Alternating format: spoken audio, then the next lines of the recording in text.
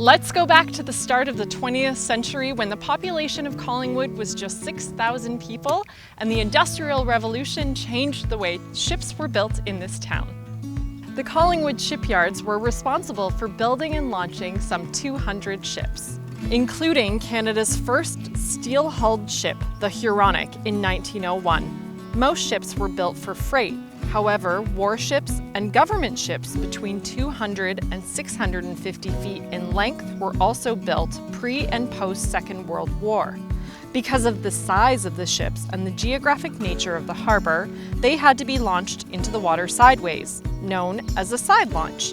This precarious method was quite the spectacle and drew onlookers from far and wide. The shipyards employed 1,000 people in its prime and officially closed in 1986. The land was repurposed in 2004 for residential development, with architectural nods to the shipbuilding days of the past. Shipbuilding and launching wasn't the only prominent industry in the first quarter of the 20th century in Collingwood. Agriculture also dominated the economic landscape, and a structure that can still be seen today was erected in 1929 to store up to 2 million bushels of grain. That's right, I'm talking about the iconic grain terminals, a legendary landmark on Collingwood's waterfront. Service ended after 64 years in 1993, and though no official plans have been announced, opinions vary on what to do with the structure today, from tearing it down to retrofitting it for residential or commercial development. If you had it your way, what would you do?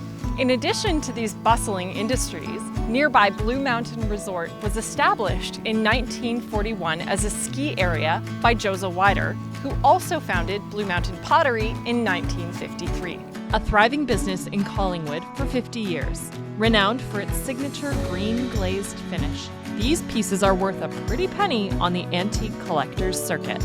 In addition to the grain terminals, several other buildings in Collingwood were erected during this time and can still be seen, and some are in use today, including the Federal Building on Hurontario Street, built in 1915 and still home to office space for government services. King George School on 2nd Street, built in 1911, now houses 20 apartment and loft units. Collingwood Collegiate Institute, as we know it today, was built in 1954, but the original school was built at the corner of Hume and Hurontario Streets. We're glad you're enjoying the Discover Collingwood app, and if you haven't yet, download it for free in the App Store on your mobile device. Discover even more of Collingwood's history and how it shaped its present-day culture at all 8 Discovery hubs throughout town and via the app. Self-guided tours will deliver new information while taking you along old, well-worn paths.